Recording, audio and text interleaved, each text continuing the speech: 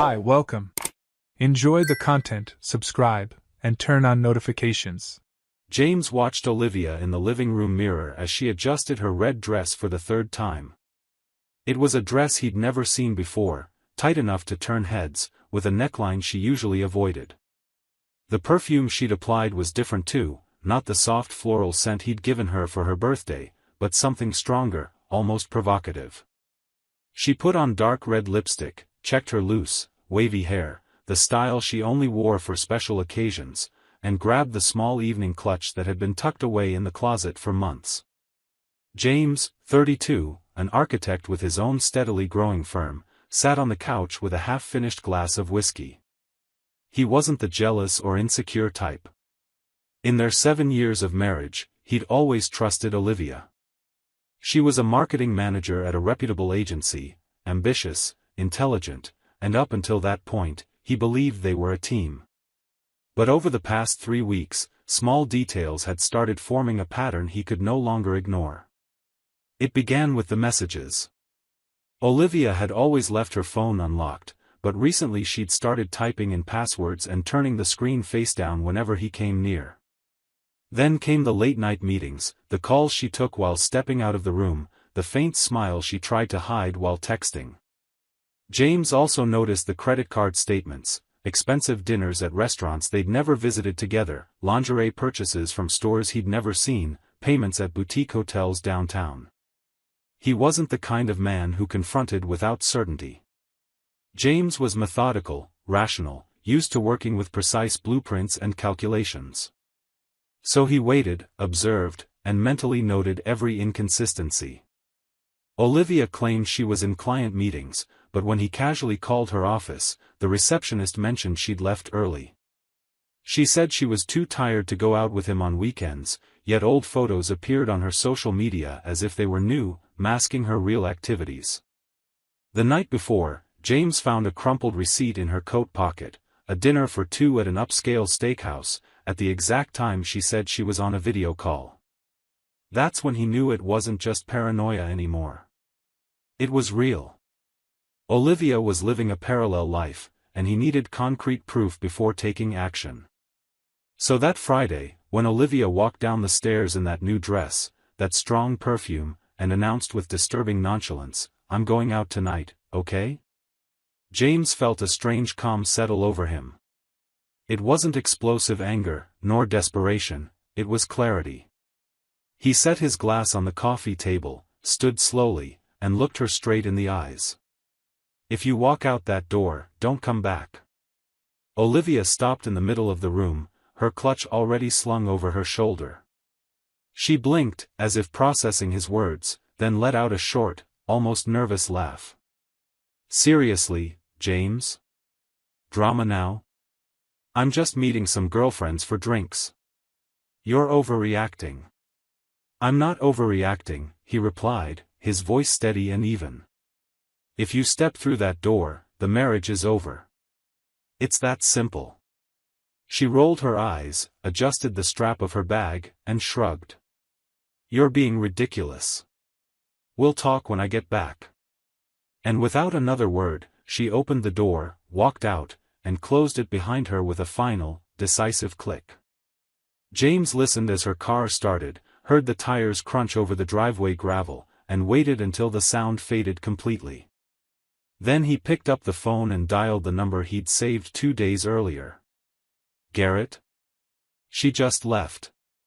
Red dress, silver car. You have the plate. I want everything documented, photos, video, exact time, location, who she's with. Don't lose sight of her." Garrett was a private investigator James had hired 48 hours before, after finally accepting he needed solid proof. A discreet man, former police, with an impeccable reputation. James didn't want just suspicions, he wanted irrefutable evidence. As he waited, James opened his laptop and reviewed the emails Garrett had already sent over the past few days. There were records of Olivia checking into downtown hotels in the afternoon and leaving 2 hours later. Blurry photos showed her dining with someone at secluded restaurant tables.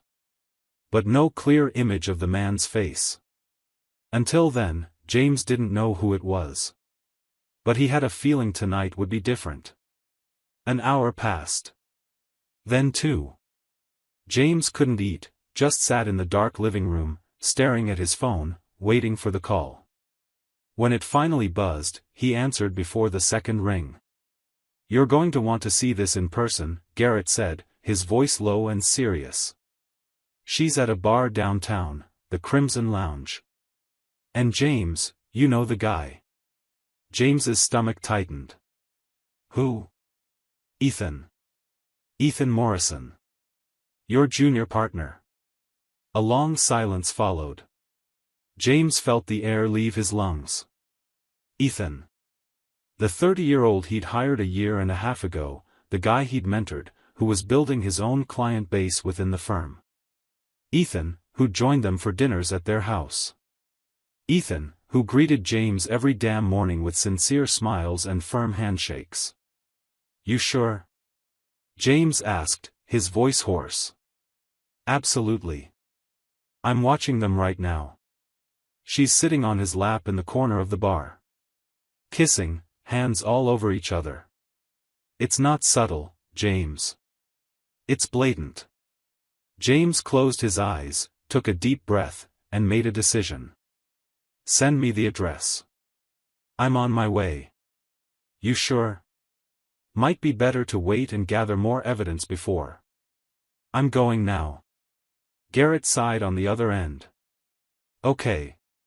But don't go alone. Bring someone with you. A witness always helps." James hung up, grabbed his car keys, and made one quick call before leaving.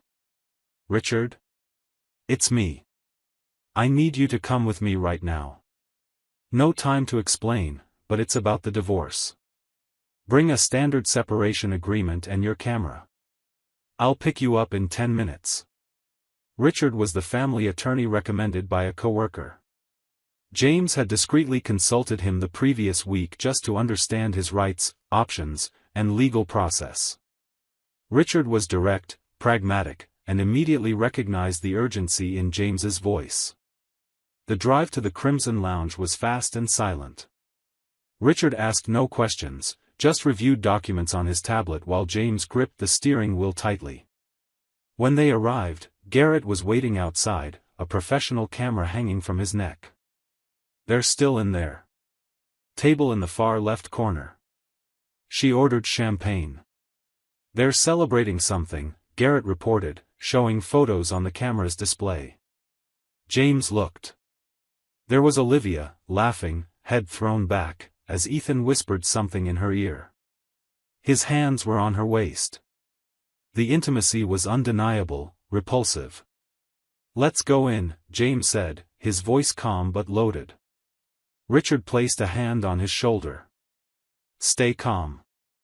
No yelling, no violence. You want to walk out of this as the reasonable one, not the crazy one. Got it?" James nodded. The three of them walked into the bar. The lighting was dim, jazz played softly in the background, and the place was filled with couples and groups at scattered tables. James headed straight for the left corner, where Olivia and Ethan were so absorbed in each other they didn't notice him approaching until he stood beside their table. "Olivia," James said, his voice cutting through her laughter.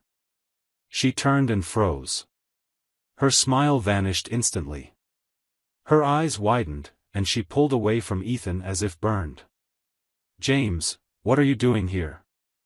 Ethan, meanwhile, looked like a man who'd just seen a ghost.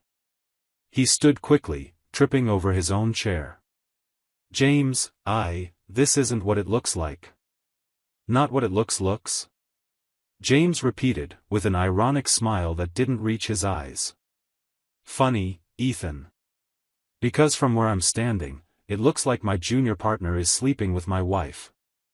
It looks like you two are celebrating something. Maybe the fact that you thought I was too stupid to notice." Olivia stood up, her voice trembling. "James, please, let's talk at home. Not here. Not like this." "Oh, now you want to talk at home?" James crossed his arms. "Interesting. Because when you left earlier, I warned you. I told you, if you walk out that door, don't come back. And you laughed at me. You thought I was being dramatic. Garrett, standing a few steps behind, lifted his camera and began discreetly taking photos. Richard remained beside James, holding a folder of documents, watching everything with a detached, clinical gaze. Who are these guys? Ethan asked, his voice an octave higher. That's Garrett, the private investigator I hired to follow my wife, James replied calmly. And that's Richard, my divorce attorney. They're here to document everything. Olivia went pale. Divorce? James, you can't be serious. I'm very serious. And you, Ethan, you're fired. Effective immediately. And more than that, I'm reviewing every contract you've handled in the last 6 months, because something tells me this goes beyond a simple affair. Ethan started sweating. What are you talking about? I'm talking, James said, stepping closer, about the fact that 3 proposals I submitted to major clients were leaked to competitors. I'm talking about confidential meetings mysteriously cancelled. I'm talking about you using my wife to steal information from my own firm. Ethan's expression changed. It wasn't just fear anymore, it was exposed guilt. Olivia turned to him, confused. What's he talking about, Ethan? He didn't tell you? James let out a bitter laugh. Olivia, do you really think he was interested in you? Do you think this is some romance? He used you. He knew you had access to my files at home, that you saw my emails, that you were in on everything. And you, naive as you were, handed it all over on a silver platter. Olivia clutched her purse to her chest, tears welling in her eyes. No. Ethan, tell me it's not true. Ethan didn't answer. He just looked down. Richard stepped forward and placed an envelope on the table. These are the separation papers. You have 48 hours to sign, Olivia. No negotiations. You lost that right when you walked out of the house tonight. James, please, Olivia begged, tears now streaming freely. I made a mistake. I was an idiot. But we can fix this. We can. No, James interrupted, his voice firm but without anger. We can't. You made your choice. And I've made mine. He turned and walked toward the exit. Garrett and Richard followed. Behind them, Olivia sobbed, and Ethan remained silent, defeated. Outside the bar, James breathed in the cold night air. He didn't feel immediate relief, but he felt something close to it, clarity. He'd made the right decision. In the weeks that followed, James acted with surgical precision. Olivia signed the divorce papers under pressure, without contesting. Richard discovered that Ethan had indeed passed confidential information to a competitor in exchange for money, and James filed a lawsuit for breach of contract and misappropriation. Ethan was fired, sued, and eventually investigated for unethical conduct by the Architects Association. Olivia tried contacting James repeatedly, calls, messages, lengthy emails begging for forgiveness. James never responded. He blocked her number, archived her emails unread, and moved forward with the divorce. The house stayed with him. Assets were divided according to law, but James proved Olivia had diverted money from their joint account to pay for hotels and dinners with Ethan, so he recovered a significant portion. James's architecture firm didn't just survive, it grew. With Ethan gone and the dishonest practices exposed, James regained the trust of former clients and attracted new projects. He promoted from within, brought in fresh talent, and focused on his work. Olivia, on the other hand, wasn't as fortunate. The affair story spread quickly through their social circle. Her agency, aware of the scandal and her connection to Ethan's unethical behavior, chose not to renew her contract. She lost her job, lost mutual friends who sided with James, and eventually moved to another city. 9 months later, James was at a downtown cafe when he saw Olivia. She sat alone by the window, looking at her phone with a weary expression. Her hair was shorter, lacking its former luster. She wore simple clothes, nothing like the sophistication James remembered. She looked smaller, faded. He thought about leaving before she noticed him, but something made him stay. Maybe curiosity. Maybe closure. Olivia looked up and saw him. For a moment, neither moved. Then she slowly stood and walked over to his table. "James," she said softly, her voice hesitant. "Olivia. Are you okay?" He nodded. "I am." She bit her lip, her eyes glistening with what looked like regret. "I ruined everything, didn't I?" James looked at her for a long moment. There was no anger. No bitterness. Just indifference. "Yes. You did. I just wanted you to know that. I'm sorry. I know it doesn't change anything, but I am." He took a sip of coffee, set the cup back down, and stood up. "I believe you are. But it really doesn't change anything." Olivia looked down, tears forming again. "Are you seeing anyone?" James picked up his jacket and draped it over his arm. "That's none of your business anymore, Olivia." He walked past her without looking back and left the cafe. Outside, the sun was shining, and for the first time in months, James felt truly free. Olivia belonged to a past he'd closed with dignity.